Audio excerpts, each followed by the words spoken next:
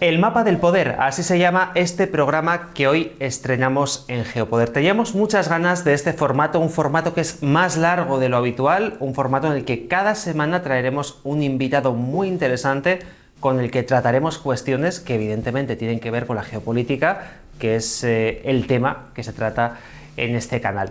Hoy vamos a empezar presentando a un invitado de lujo. Es la primera vez que está con nosotros en un programa, aunque es cierto que es colaborador de Geopoder desde hace mucho tiempo. Él es Manuel Vázquez, es empresario, es experto en todo lo que tiene que ver con el mundo de Hispanoamérica y es el que nos prepara esos destilados que les llegan a nuestros seguidores con el resumen de los programas que hacemos con José Papí en el canal. Manuel Vázquez, lo primero, es un placer tenerte en un programa, gracias por estar con nosotros y gracias por venir al estreno de este Mapa del Poder, que es el programa que estrenamos hoy. Bueno, muchas gracias, Xavi, un saludo muy grande para José. Para mí es un privilegio poder compartir este espacio con vosotros, igual que es un privilegio todos los meses poder contribuir a la difusión de una comprensión de la geopolítica interesante para vuestra audiencia a través de los destilados. Así que el que está absolutamente encantado de estar aquí soy yo. Gracias. Y por supuesto está con nosotros José Papí, nuestro habitual.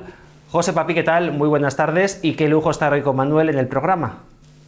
Así es, porque Manuel es de esas personas que marida estupendamente el conocimiento intelectual, el que viene del estudio, de la reflexión, de consultar fuentes, con el conocimiento de campo, porque eso al final es lo que luego a uno le pone el contrapunto de lo que ha pensado, de lo que ha aprendido, de lo que le ha contado un profesor.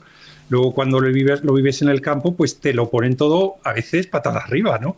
Y te das un susto diciendo, pero si yo había estudiado esto, y de repente lo que te ponen en la mesa es bastante diferente, ¿no? Yo creo que Manuel es un lujo que contemos con él porque él no está ideologizado. Todos tenemos ideología, como no puede ser de otra forma, pero él logra mantenerse con independencia porque logra juntar muchas perspectivas, analizar un problema y sobre todo tiene la modestia intelectual, no solo la curiosidad, sino también la modestia intelectual de decir, uy, esto es complejo, voy a mirarlo de varias perspectivas, voy a consultar incluso las versiones enfrentadas para ver si podemos al final vislumbrar algo de realidad sobre qué es lo que está ocurriendo, ¿no? Así que un gustazo y yo encantado de que él sea el invitado a primera edición de El Mapa del Poder, que no se me olvide el nombre.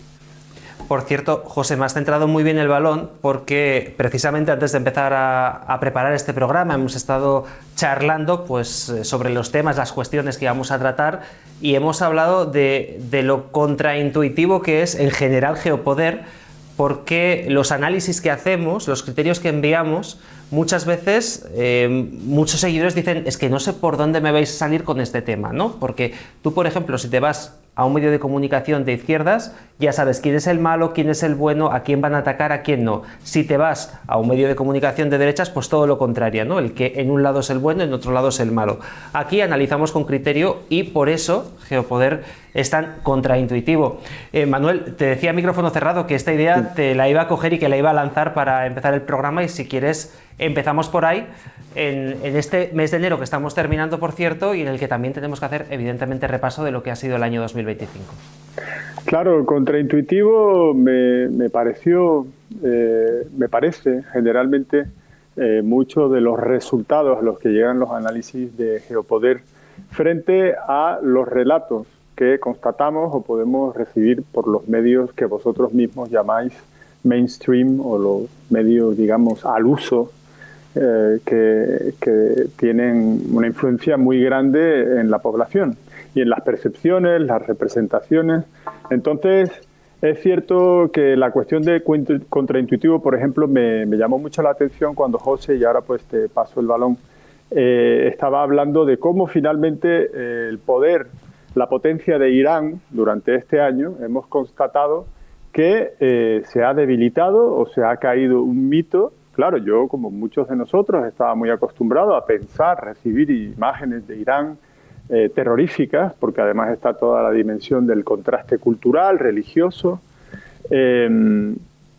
Y luego, finalmente, uno tiene la sensación de que Irán es un país, también conociendo su historia, la profundidad de historia estratégica, el imperio persa, todo lo demás, tiene tendencia a pensar que es más potente de lo que finalmente, pues José nos avisa y nos dice, cuidado, Irán se ha demostrado durante este año que no es tan potente e inclusive el último criterio que aportó, tan juicioso e interesante, que ya, por ejemplo, China está ya tomando una curva en la cual a lo mejor la implicación y el apoyo que tenía con el régimen de Irán, ese apoyo a 25 años, comprando el petróleo y tal, seguramente ya está cambiando porque están evacuando, aparte de su personal diplomático y también del personal trabajador que está desplegado allí. Entonces, todas estas temáticas me parecen muy interesantes y al final uno se da cuenta que sí, que es contraintuitivo. Uno caminaba en una dirección, luego analiza los hechos, saca conclusiones usando siempre los 5 criterios de los que hablábamos antes, José, que tú seguramente recordarás durante el programa de Mearsheimer, del análisis geopolítico realista, y al final llega a un resultado al que uno no se esperaba y además que está en contravía con los resultados y los análisis que siguen habiendo durante un tiempo en los medios de comunicación e inclusive programas de YouTube o de televisión e inclusive en la academia. José, yo creo que por ahí van un poco las cosas. No, es un tema muy interesante porque yo creo que con Irán ha habido una confusión entre lo que yo denominaría la potencia regional y lo que es un mini hegemón. Es decir, hay como un interés en llamarlo ahora todo multipolaridad y uno entra a ser una de las partes de esa multipolaridad muy rápidamente. Y una cosa es ser una potencia regional, que evidentemente Irán lo es un país muy grande, con mucha población, mucha historia, en fin, que tiene un orgullo, una cultura muy clara y muy interesante además. Y otra cosa es decir que Irán es un hegemón que nos va a asustar en lo militar, nuclear, tecnológico, y que además si alguien se mete con este país en un conflicto geopolítico van a aparecer 2 de los países más fuertes del mundo, son los chinos y los rusos, a echarle una mano a Irán de inmediato. Bueno, pues estos 2 relatos se han caído. Se habían sostenido durante muchos años, sabemos que ha habido una financiación incluso de medios de comunicación occidentales, en el caso de España, Hispan Televisión y otros canales. Pues bueno, Irán no es un país pobre, ni muchísimo menos, ¿no? Es un país fuerte, es un país importante, pero estos mitos se han caído.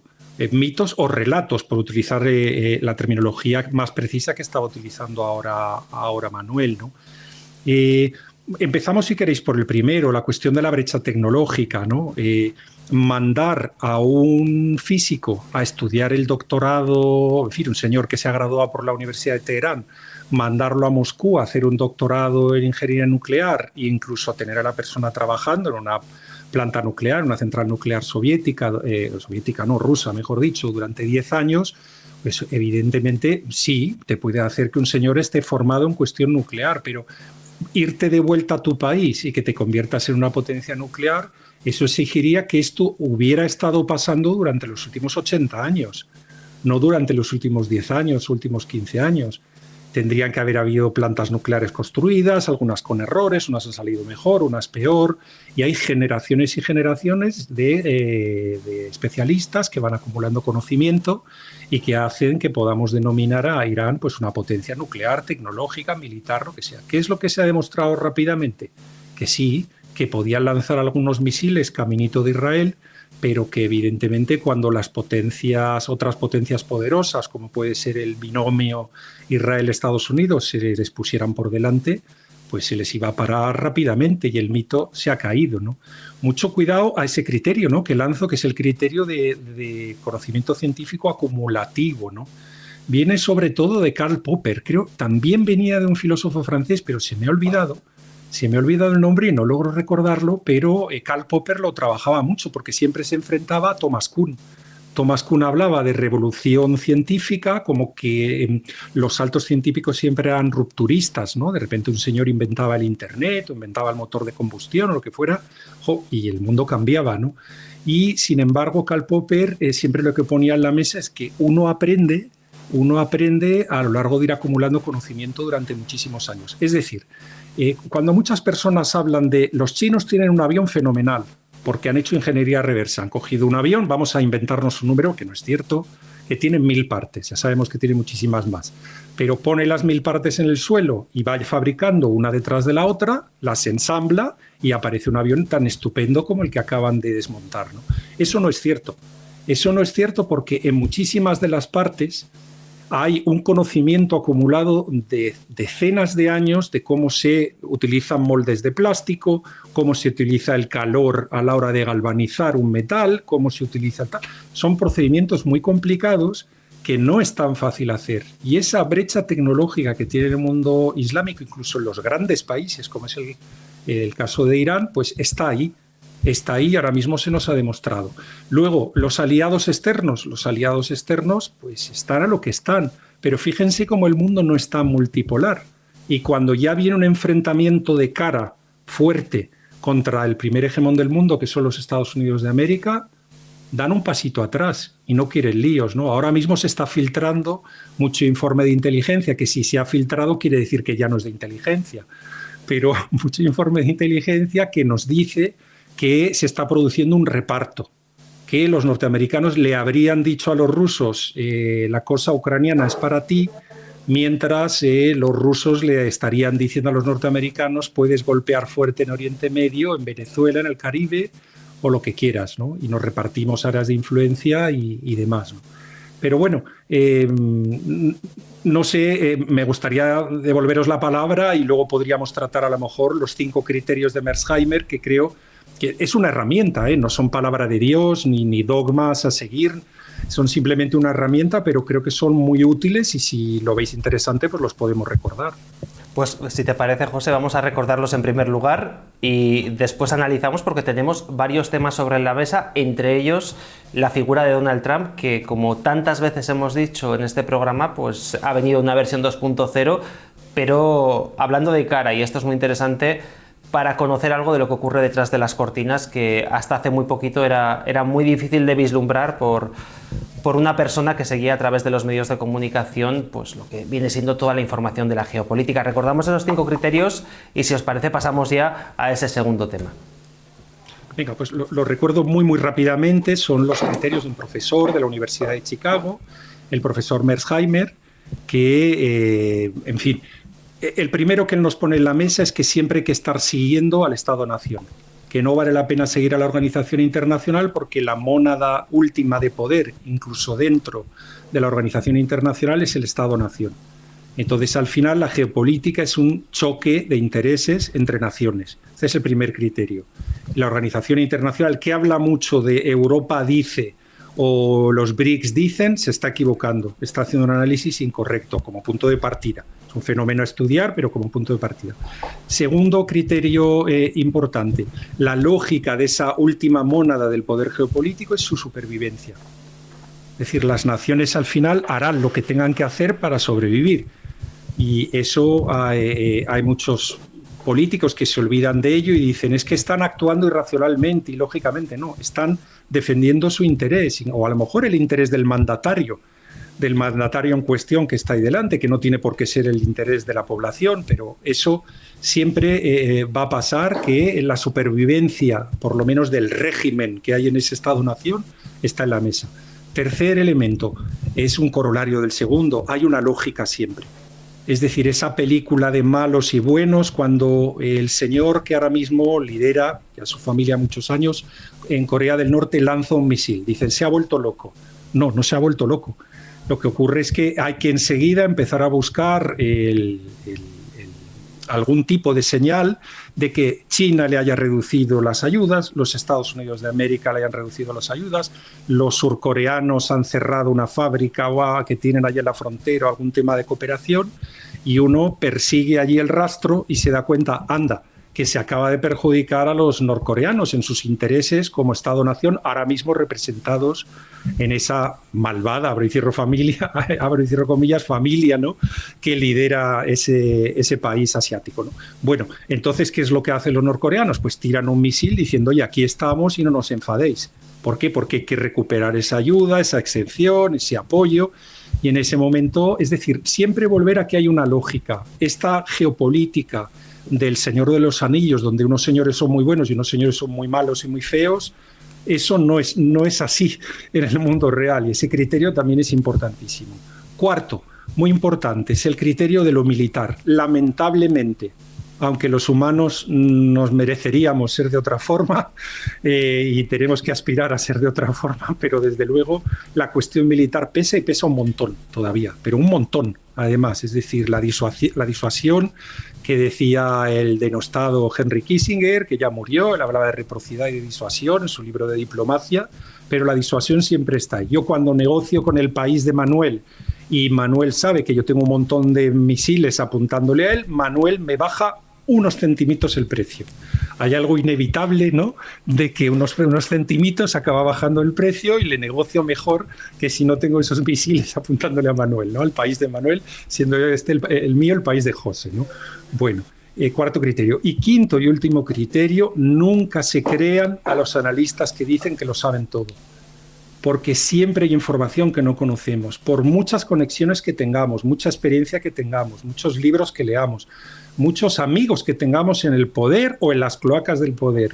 Por mucho que sepamos, nunca lo sabemos todo. Siempre hay fenómenos que se nos escapan, oligopolios, cárteles, cooperaciones submarinas. Hay un montón de fenómenos muy complicados. Yo me atrevería a añadir el sexto criterio, pero este es propio, este no es del profesor Merzheimer, y os devuelvo el balón, sería el sexto, pero no sé si estoy metiendo la pata, de que la geopolítica es como una corriente submarina, es como una placa geotectónica.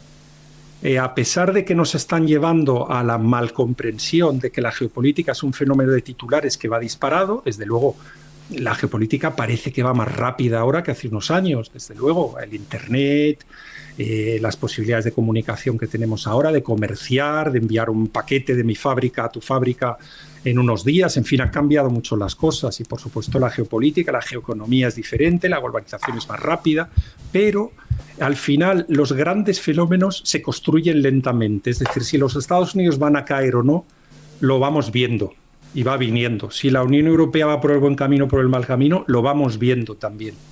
¿De acuerdo? No es algo de que porque mañana pase algo, se hundan las bolsas, hay un atentado, ocurre un descalabro político del tipo que sea, decimos, oye, pues Francia ya no pinta nada. No, ojo, a Francia no se la entierra tan fácil.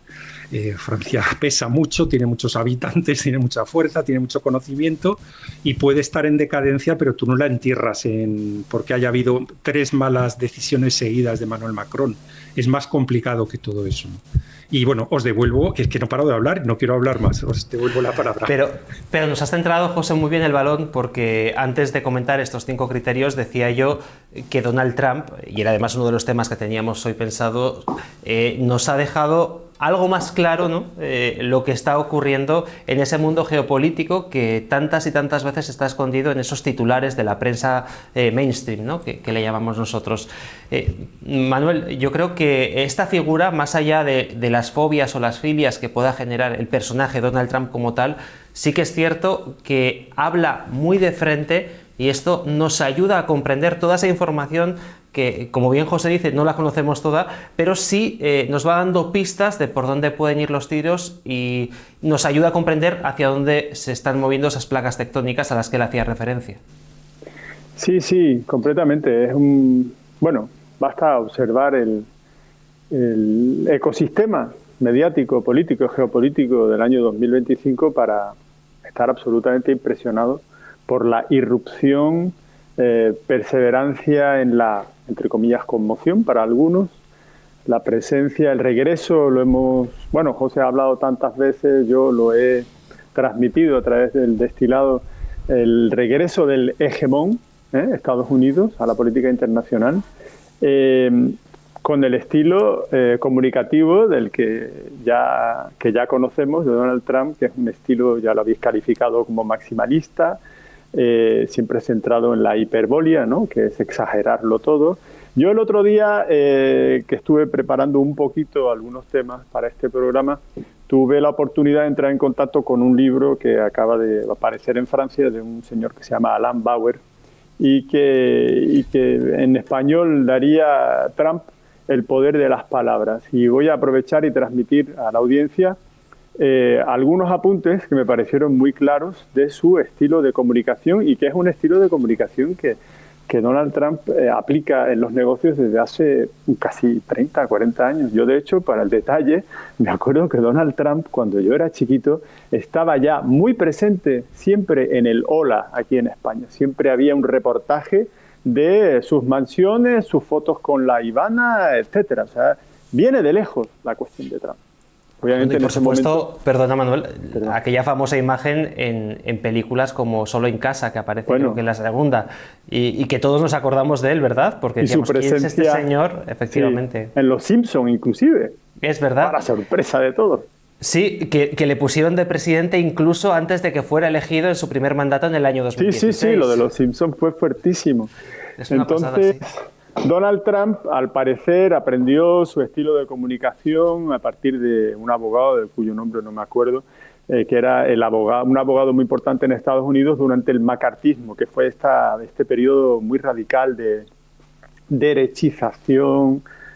Algunos llegaron a hablar utilizar la palabra fascista, pero sobre todo porque era un movimiento muy conservador y muy paranoico, en los años de la Guerra Fría en Estados Unidos. Entonces, de su estilo, de su técnica de comunicación, número uno, no pedir nunca ni excusas, no pedir perdón, y tampoco admitir errores. Y es muy interesante porque cuando siempre nosotros que vamos observando a Donald Trump nos vamos dando cuenta de eso, y ustedes también. El número dos, atacar sistemáticamente para nunca estar a la defensiva. Criterio segundo. El tercero, utilizar a los medios de comunicación y al aparato legal, todas las posibilidades que ofrece un aparato legal, como un arma dentro de un conflicto mayor, que es el del poder y de la comunicación. Cuarto, rodearse siempre de personas muy influyentes. Bueno, pues eso también lo sabemos, que está todos los magnates petroleros, todos los magnates de la tech, que son algunos de ellos, algunos de los que han llegado más recientemente, digamos, a su círculo de intereses.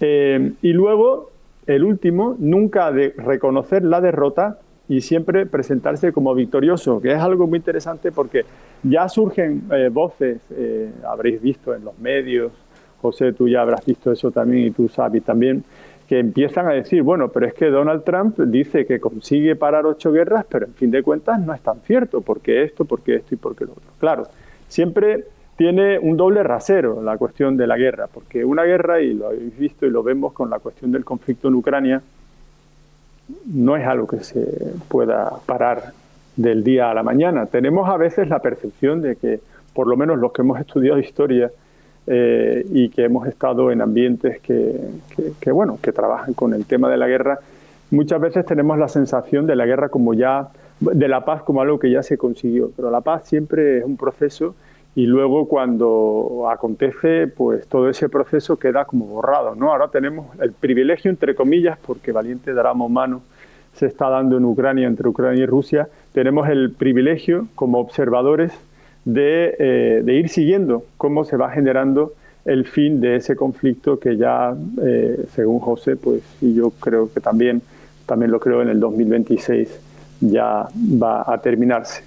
Entonces, con Donald Trump y su reconocimiento o no de la victoria y de la derrota, muchas veces hay interlocutores en Europa, políticos, que ya andan diciendo que esas pretendidas victorias de Donald Trump pacificador, pues realmente son un poco ridículas, porque lo de Gaza está en lo que está.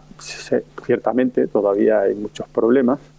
Y la guerra de Ucrania pues no ha terminado. Pero era para volver al criterio número quinto, que nunca reconoce una derrota. Él siempre va a presentar las cosas como maravillosas, lo máximo, de su...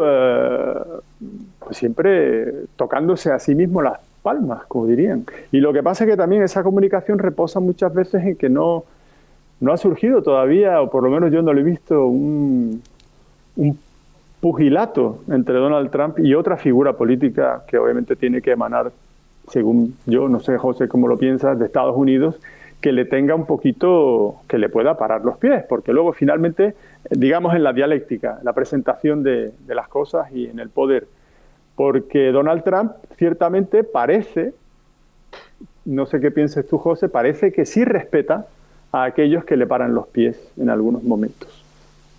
Así es, ha pasado muchas veces. Estoy de acuerdo contigo, que él... me ha encantado un criterio que nos aportabas de que es como que él abre el melón pero no se lo acaba de comer del todo, ¿no? Lo de Gaza no se ha comido el melón, Ucrania tampoco, me atrevo a decir Venezuela tampoco, Irán tampoco lo hizo. Acuérdate que tuvo ese primer ataque en teoría para eliminar esa capacidad nuclear, ¿no?, que estaban desarrollando los iraníes, perdón. Pero sí que es cierto que hay algo que, frente a esos análisis que tú dices que están diciendo, abre melones pero no los cierra, sí, pero queda menos melón. Es que Claro. hay métricas, es decir, me decía un compañero de trabajo, mejor que un relato es tener un dato. Me decía él, en otro contexto completamente diferente, en contexto empresarial, pero es verdad que con Donald Trump hemos conseguido que muchas cosas hayan cambiado en un corto mandato que lleva en la Casa Blanca. Hay muchas dinámicas que se han dado la vuelta, que hay giros de 180 grados, se están admitiendo realidades que no se admitían antes, es decir, tanto desde el punto de vista de la OTAN de moda y siendo algo muy importante, como tantísimas otras cosas que son diferentes ahora mismo en el mundo en tan solo un año, ¿no? Y sí que coincido contigo que él solo respeta al que le viene fuerte.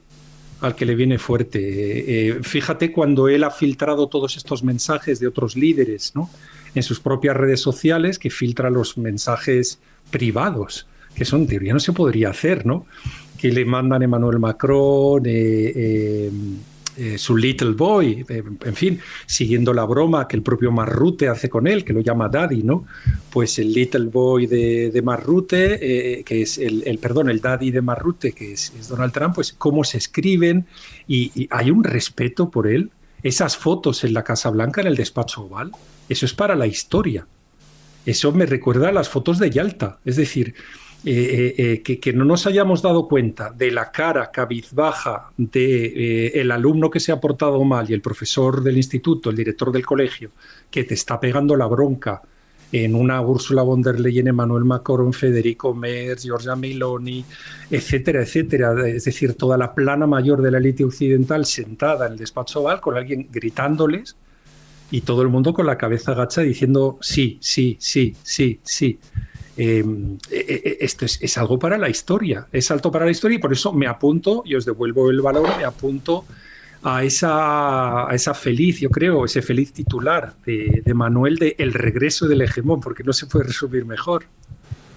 Un hegemón, además, Manuel, que ha roto esa lógica que teníamos en la política europea, o al menos en los medios de comunicación europeos, a la que ya hemos hecho referencia, del bueno y el malo, ¿no? Eso se rompe completamente cuando irrumpe Donald Trump, y a partir de ese momento, aunque lo intentan, la comunicación al final acaba variando y empieza a ser mucho más realista de lo que hubiésemos pensado hace unos años. Sí, fijaros que es muy interesante como él, como dice José, abre melones, no los termina, pero sí los deja bien empezados. Yo creo que estamos muy acostumbrados, y yo el primero, yo por ejemplo cuando estaba hablando antes de los conflictos, estamos mentalmente muy acostumbrados a cerrar etapas. Uno piensa en una guerra, piensa en un principio de guerra y piensa en un final de guerra. Estamos un poco prisioneros de un metarrelato, qué sé yo, y me atrevo con un vocablo que no controlo mucho, que en cuanto ve un conflicto pide la solución del conflicto. Cuando ves una situación pides una resolución o un momento que marque en el cual algo cambió profundamente. Y aquí lo que tenemos son conflictos y avances. Y luego saltamos, bueno, la administración americana salta de un lugar a otro. Salta de Irán, salta a Venezuela, salta, bueno, estuvo lo del Yemen también, los hutíes, el acuerdo de paz entre, bueno, el Congo y Ruanda, que eso también fue muy importante. Pero tenemos la sensación de que no cerramos, y ahí de nuevo está la cuestión contraintuitiva. Yo creo que justamente lo contraintuitivo es eso, es aceptar que estamos en procesos, que hay avances, medirlos, explicarlos, tratar de encontrar datos que nos demuestren que hay un avance, que se va hacia algún lugar, o por lo menos dilucidar hacia dónde vamos. Lo que está clarísimo es el regreso del hegemón americano, luego con todas también las incógnitas.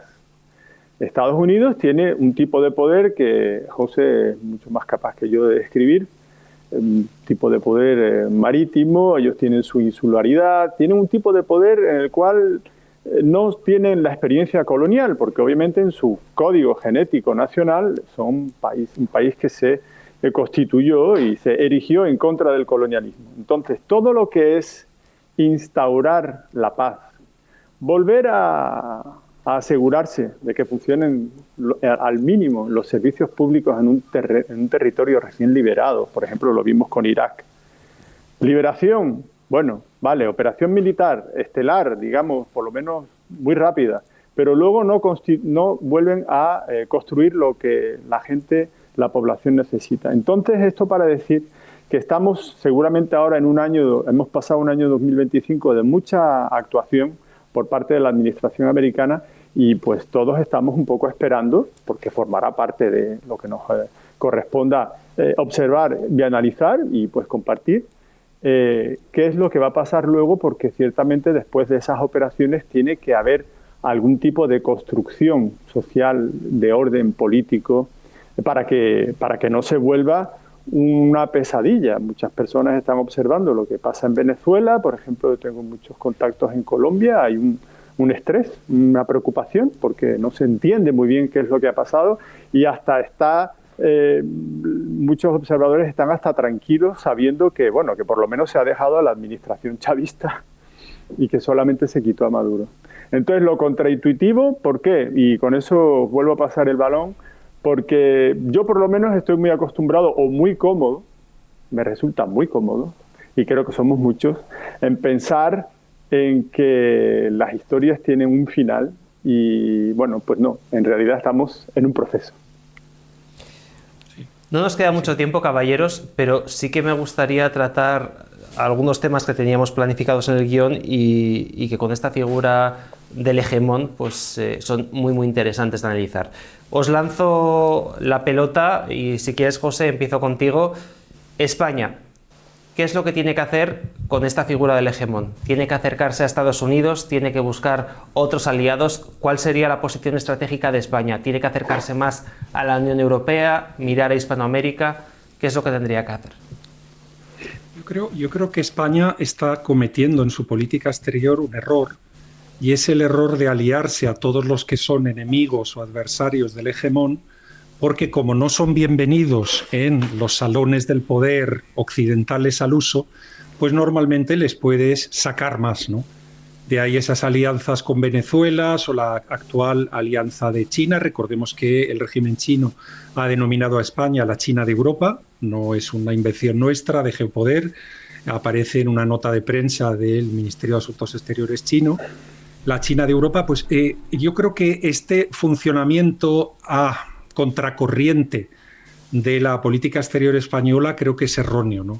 En primer lugar, porque todas las políticas exteriores que son exitosas, aparte de contar con un cuerpo diplomático potente que sabe a lo que se dedica y que está bien formado, no en los cócteles, sino en tener una comprensión muy clara de cuál es el interés geopolítico de tus empresas y de tu país en un determinado país. Aquí hay un cuerpo diplomático que yo conozco casos donde se le ha respondido a empresas españolas: oye, yo no estoy aquí para servirte.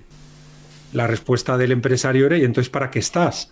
¿Para qué estás? ¿Para dar visados o para tomar cócteles o para ir al club de tenis, ¿no?, de la bonita ciudad en la que eres embajador o agregado militar o agregado económico?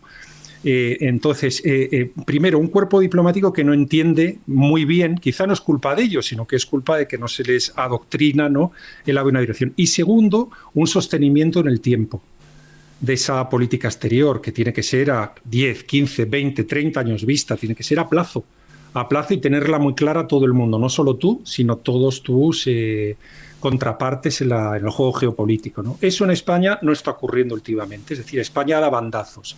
Está dando bandazos a todo el que parece ser enemigo de la administración norteamericana. Segundo, en Europa hacemos una alianza, en mi modesta opinión, contra natura con los alemanes a cambio de recibir prebendas en la forma de mantener subvenciones, estar bien posicionados con la figura de Nadia Calviño para la obtención de créditos blandos a décadas y, en definitiva, ser los niños mimados consentidos de la Unión Europea a cambio de un puñado de votos tremendo en el juego político del Consejo, que sabéis que se vota por población, es decir, que tu voto no cuenta uno, sino que España son casi 50 millones y cuenta más que el voto de Luxemburgo o de Bélgica o de Portugal, ¿no? Es un país con más población. Pues bueno, en este caso, el hecho de que el país número 1, Alemania, y el país número 4, Francia, estén votando siempre, como se dice vulgarmente, a pito, pues es una fuerza para el hegemón alemán, el mini hegemón. O sea, España querías decir. Vale. Sí, perdón, quería decir España y Alemania. Si Alemania y España, el primero y el cuarto, votan a pito y entonces se genera de salida prácticamente y permanentemente una mayoría muy importante en el Consejo Europeo, ¿no?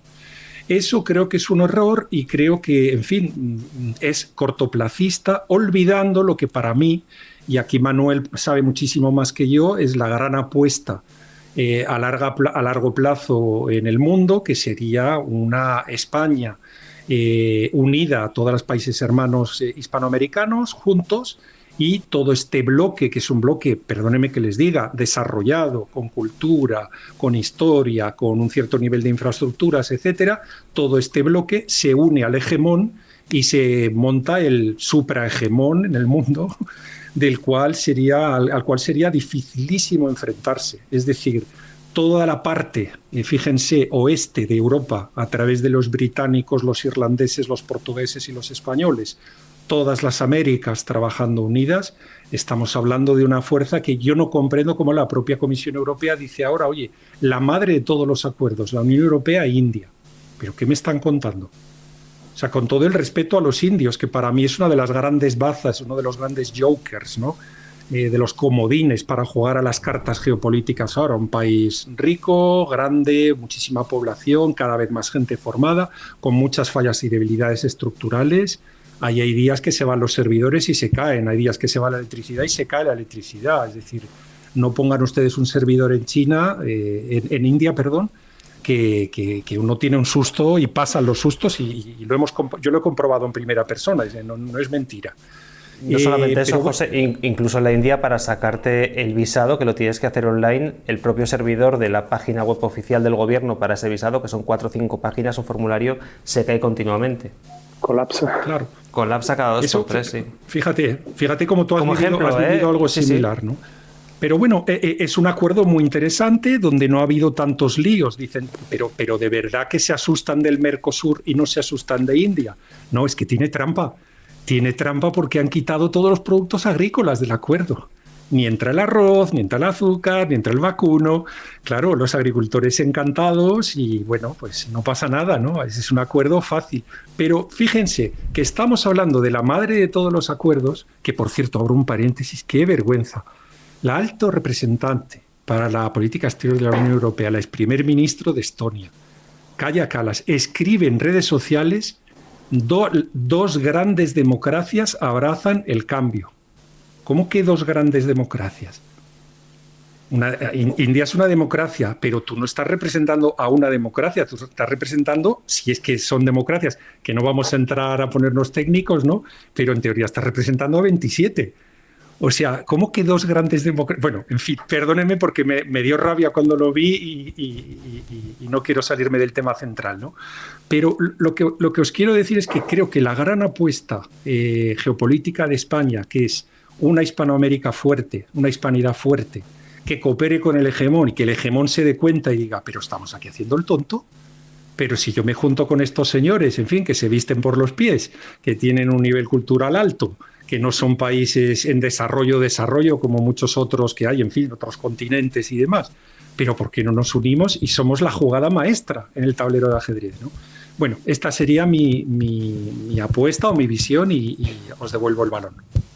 Se lo devolvemos precisamente a Manuel, que tal y como decíamos al inicio del programa, sabe mucho de Hispanoamérica. ¿Cómo verías tú esta propuesta, Manuel? Bueno, a mí me encanta esta propuesta. Yo creo, de hecho, como un matiz a lo que acabas de decir, que los pueblos ya están llevando a cabo. No es exactamente esta propuesta, pero la relación que tienen todos los pueblos Yo muchas veces cuando estoy en Sudamérica, que paso una parte del año, allí en Paraguay y también en Colombia y otros países, ellos ya trabajan en ese sentido. Ya hay una relación increíblemente interesante entre México y Estados Unidos, entre Colombia y Estados Unidos. A todos los países sudamericanos tienen una relación privilegiada con los Estados Unidos. También con España, la madre patria, de alguna manera. Muchos de ellos se refieren a España con esa terminología. Vamos a dejarla en que es algo sentimental, pero bueno, es cultural. Nos une un idioma, bueno, de los más potentes que existen, el español, y ya con eso tenemos mucho más avanzado en el sentido que José, apunta, y es que los pueblos ya están trabajando por eso. Hombre, luego hay que darle forma política. Tenemos en España, claro está, una situación a lo mejor hasta cierto punto de desconexión entre los intereses reales del país y las medidas que se adoptan, como ha señalado antes, a lo mejor este apoyo a lo que viene de Alemania por parte de España. Bueno, a lo mejor no es lo más juicioso, en fin de cuentas, para la población de nuestro país, pero muchos españoles ya están en relación con Sudamérica, la América, digamos, hispanófona, incluyo ahí también la lusófona, que nos es muy afín también. Creo que los pueblos ya están haciendo una buena parte de esa labor y que la perspectiva es muy buena, nada más que hay que fijarse en el número de hispanohablantes o de personas influyentes, eso sería un estudio que hay que hacer, yo no soy experto en eso, los hispanohablantes en Estados Unidos. Tenemos el ejemplo de Marco Rubio, primer secretario de Estado de origen, de América española, Hispanoamérica, la terminología varía, pero en todo caso, y habla bastante bien el español, y apunta como que tiene un protagonismo muy importante en la administración americana. Yo creo que eso ya es una señal. Entonces, pues los países sudamericanos, latinoamericanos, eso es el término que le gusta a los franceses, hispanoamericanos, tienen una baza muy importante que jugar con España, una especie de diálogo de ida y vuelta, y además que hay toda una serie de élites y de intelectuales y de mundos muy vibrantes que están operando en el día a día, y que siempre es muy interesante conocer más. Yo muchas veces aquí en España tengo la sensación, a lo mejor me equivoco, de que nosotros aquí en España conocemos poco lo que pasa en todos esos países, y siempre trato, y es la apuesta, de establecer o participar, establecer es muy pretencioso, participar en opciones de diálogo y de conocimiento mutuo. Pues caballeros, si os parece, nos quedan 2 minutos escasos para terminar el programa, así que os voy a pedir un último titular, si queréis, al hilo de esta última cuestión de la que hemos estado hablando, o un titular más genérico sobre todo lo que hemos hablado, lo que prefiráis. Eso ya os lo dejo a vuestra elección. José, empiezo contigo. José, ¿estás muteado? ¿No te oímos? A ver, ahora. Ahí voy. Aprovecho para comentar que yo creo que la geopolítica que sigue Europa no es una geopolítica realista basada en el poder, sino una geopolítica ideológica, y que además tiene rabia de sí misma porque no acepta que no es el tercer hegemón, no acepta que puede ser eso que equilibra ese conflicto en las alturas entre los norteamericanos y los chinos. Y ahora mismo la Unión Europea, como hemos dicho en tantas ocasiones, lo inteligente que tienen ahora mismo, o la jugada inteligente, es sencillamente, antes me preguntabas por España, pero me atrevo a hablar en nombre de la Unión Europea, así, con